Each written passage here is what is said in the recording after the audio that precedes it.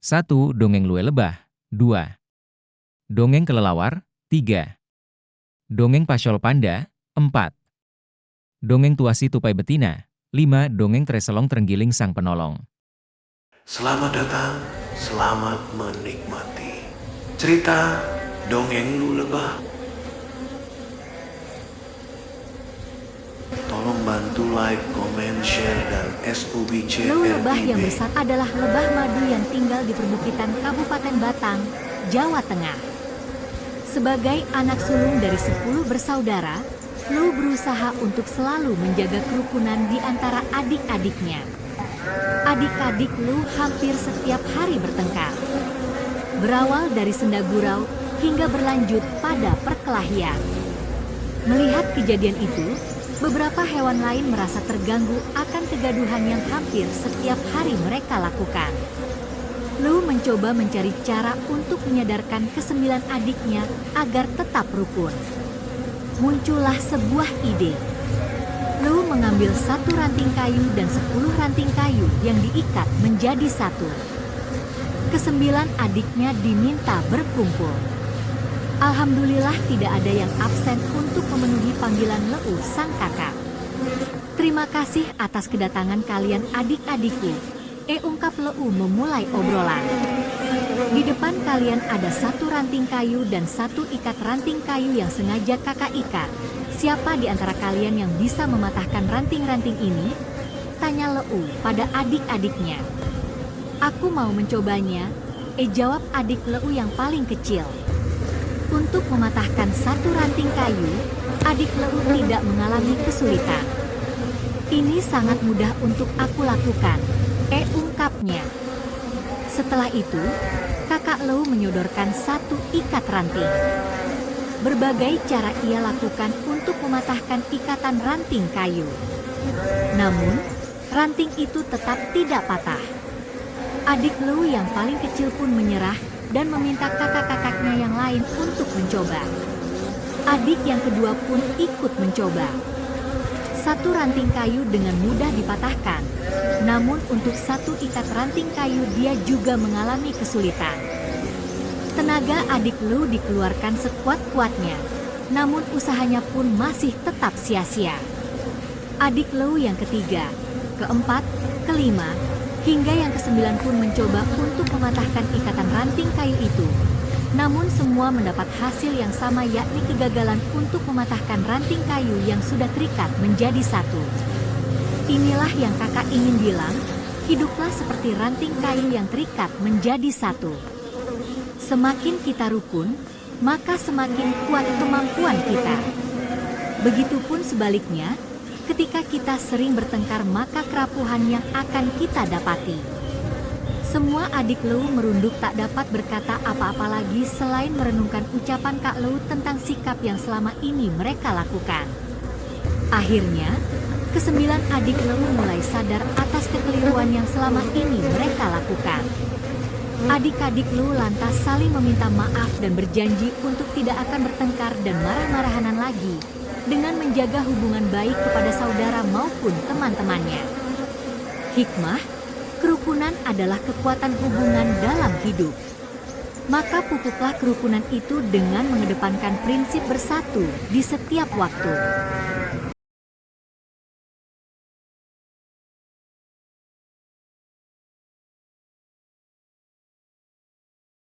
Selamat datang di channel Jangan lupa like, comment, share, dan subscribe. Kebati kelelawar yang baik hati di sebuah hutan Nusa Tenggara Barat. Hiduplah sekelompok komodo, burung kakak tua, musang, kelelawar, dan beberapa jenis hewan lainnya. Mereka hidup rukun dan saling berdampingan. Di antara penduduk hutan, ada seekor kelelawar yang terkenal baik hati. Kelelawar tersebut biasa dipanggil Kebati. Ia suka membantu penduduk hutan yang sedang mendapat kesulitan. Suatu malam, terdengar bibi burung kakak tua meminta tolong. Tolong, tolong, tolong. Mendengar hal itu, kelelawar segera mendatangi bibi burung kakak tua. Ada apa bibi? Malam-malam begini berteriak meminta tolong, ditanya Kebati. Anakku sakit dan aku tidak bisa pergi mencari obat karena cuaca di luar gelap, ya ungkap bibi kakak tua sambil meneteskan air mata. Bibi kakak tua sangat sayang pada anak-anaknya. Namun ia tidak dapat melakukan apa-apa malam itu. Cuaca di luar gelap dan udara dinginnya tidak seperti hari-hari biasa. Mungkin hal itu yang menjadikan anaknya demam tinggi. Sebagai orang tua, tentu bibi kakak tua sangat panik. Ia tidak dapat melakukan apa-apa kecuali berdoa dan meminta bantuan kepada penduduk hutan. Melihat hal itu, Kebati kemudian menanyakan obat yang dibutuhkan kepada bibi kakak tua. Obat yang dibutuhkan bisa diambil di mana? Biar aku yang mengambilnya, ditanya Kebati sambil menatap bibi kakak tua. Obat itu ada di perbatasan hutan. Cukup jauh tempatnya dari sini. Obat itu bernama daun katuk. Mustahil untuk mengambilnya di cuaca gelap seperti ini, ya ungkap bibi kakak tua padanya. Tunggu sebentar. Aku akan mengambilkannya untuk anakmu. Bi, Jikata Kebati seraya bergegas terbang untuk mencari tanaman yang dimaksud. Di malam yang dingin, Kebati terbang menuju perbatasan hutan. Dalam kegelapan, ia mengandalkan kemampuan ekolokasi yang dimilikinya, yaitu mengeluarkan suara berfrekuensi tinggi untuk dipantulkan ke benda yang ada di sekitarnya dan dipantulkan kembali ke telinga. Setelah menempuh perjalanan cukup jauh, sampailah Kebati di perbatasan hutan. Ia mulai mencari daun katuk dengan kemampuan ekolokasinya. Setelah menemukan daun katuk yang dia cari, Kebati segera pulang untuk memberikan daun itu kepada bibi kakak tua. Betapa senang bibi kakak tua melihat Kebati datang membawa daun katuk. Tanpa buang waktu, bibi kakak tua segera meramu daun katuk sebagai obat demam untuk anaknya. Setelah meminum ramuan obat daun katuk, anaknya pun sembuh. Pagi harinya, bibi kakak tua berkunjung ke rumah Kebati. Bibi mengucapkan terima kasih dan memberikan bermacam-macam buah segar yang baru dipetiknya. Bibi kakak tua dan penduduk hutan semakin sayang pada Kebati. Buah kepribadiannya yang baik hati, 20 hikmah. Ketika kita suka berbuat kebaikan, maka orang akan memberikan balasan kebaikan tanpa kita sadari di awal.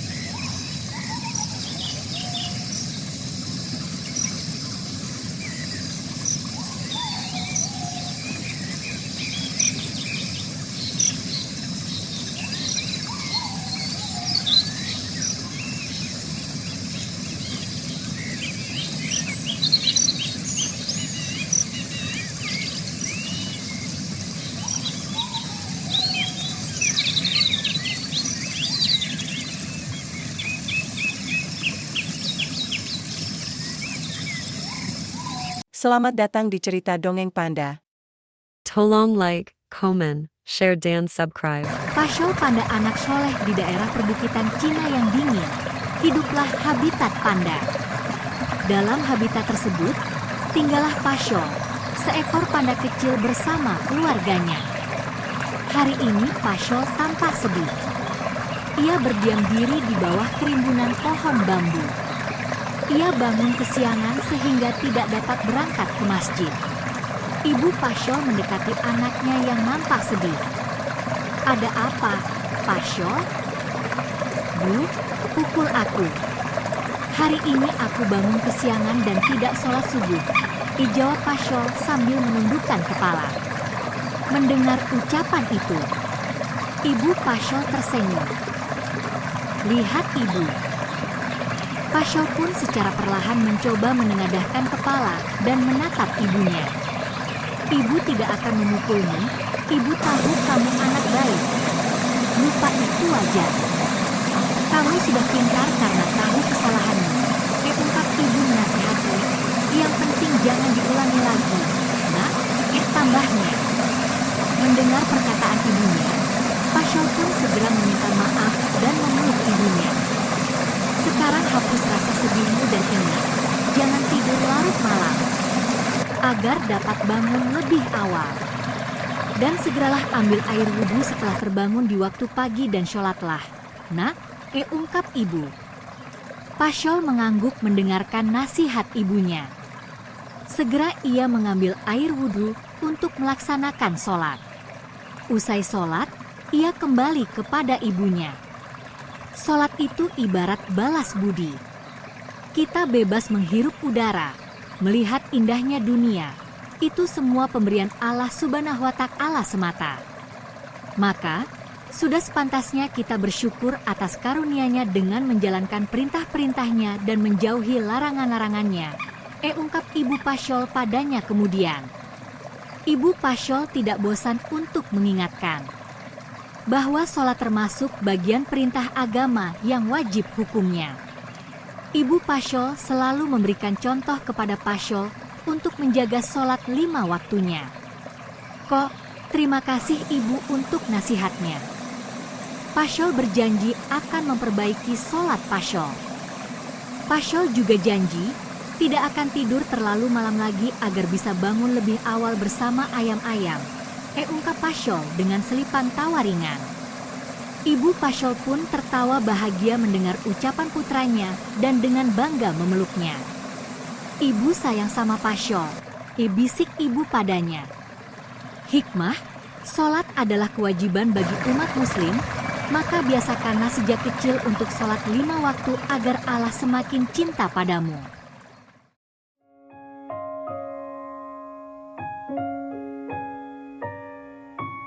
Terima kasih atas kunjungannya, tolong like, komen, share, dan subscribe-nya.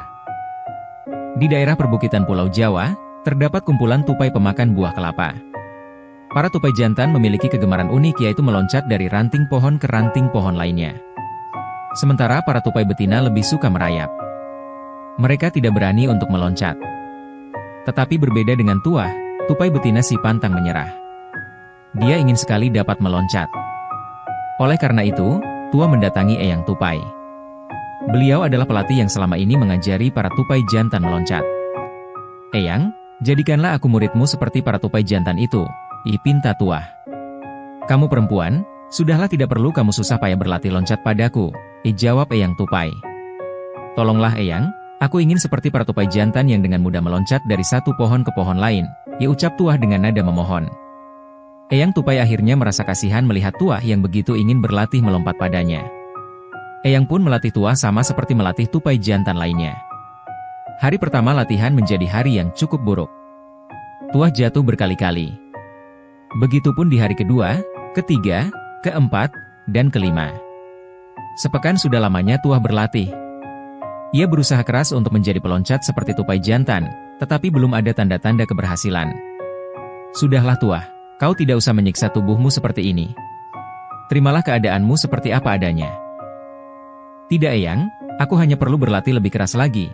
Insya Allah aku akan seperti tupai jantan yang dapat melompat dengan lincahnya, ucap Tuah. Ia pun kembali berlatih sesuai apa yang diajarkan Eyang Tupai sebelumnya. Dalam hati Eyang Tupai berkata, tupai betina ini sungguh pantang menyerah. Tidak terasa, sudah 2 bulan Tuah berlatih meloncat. Dan usahanya selama ini akhirnya membuahkan hasil. Kini Tua sudah dapat meloncat layaknya tupai jantan.